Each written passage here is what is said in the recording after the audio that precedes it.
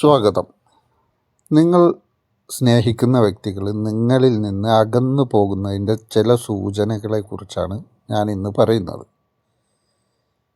നിങ്ങളിൽ നിന്ന് അവർ അകന്നു പോകാൻ ശ്രമിക്കുമ്പോൾ തുടക്കത്തിൽ നിങ്ങൾ അയക്കുന്ന മെസ്സേജുകൾക്കോ ഫോണുകൾക്കോ ഉടനടി റിപ്ലൈ തരുന്നത് മാറ്റി കുറേ താമസിച്ചോ അതല്ലെങ്കിൽ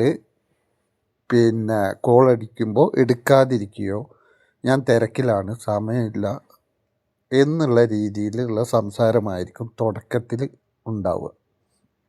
നമ്മൾക്ക് തുടക്കത്തിലൊക്കെ പെട്ടെന്ന് റിപ്ലൈ തന്നിരുന്ന ആൾ നമ്മുടെ മെസ്സേജ് നോക്കാതെ ആവുകയും കുറേ സമയം കൂടുമ്പോൾ മാത്രം നോക്കി 4 മെസ്സേജ് അയച്ചാൽ 4നും കൂടി ഒരുമിച്ച് ഒരൊറ്റ മെസ്സേജിൽ ഉത്തരം തരികയും ചെയ്യും. പിന്നീട് അവർ ആ മെസ്സേജുകൾ തന്നെ നോക്കാതെ ആവും. അതിനവർ പറയുന്ന കാരണം എന്താണെന്ന് വെച്ചാൽ, ഞാനിപ്പോൾ പഴയ പോലെയല്ല, തിരക്കിലാണ്, എനിക്ക് സമയം കിട്ടുന്നില്ല, അല്ലാതെ നിന്നോട് സ്നേഹമില്ലാഞ്ഞിട്ടൊന്നുമല്ല എന്നുള്ള രീതിയിലായിരിക്കും. അങ്ങനെയുള്ള ഒരു സൂചന നിങ്ങൾക്ക് തോന്നുകയാണെന്നുണ്ടെങ്കിൽ അവർ നിങ്ങളിൽ നിന്ന് അകന്നു പോകുന്നു എന്നാണ് അർത്ഥം. അതിന് പല കാരണങ്ങളും ഉണ്ടാവും. മറ്റു ബന്ധങ്ങൾ, അതല്ലെങ്കിൽ ഇതിലും നല്ലൊരു ഇതിലേക്ക് പോകാനുള്ള ചിന്ത, അതിനുള്ള ബന്ധങ്ങൾക്ക് ഏകദേശം ഒരു തുടക്കം വയ്ക്കുമ്പോഴാണ് ഇതിൽ നിന്ന് അകന്നു പോകുന്നത്. അങ്ങനെയുള്ള ആളുകളെ നമുക്ക് തിരിച്ചു കൊണ്ടുവരാൻ പറ്റും, തിരിച്ച് നമ്മുടെ അടുത്ത് തന്നെ കൊണ്ടുവരാൻ പറ്റും. അതിനെക്കുറിച്ച് നിങ്ങൾക്ക് അറിയണമെങ്കിൽ ഇതിൻ്റെ അവസാനം കാണുന്ന വാട്സപ്പ് നമ്പറിൽ മെസ്സേജ് ചെയ്താൽ മതി.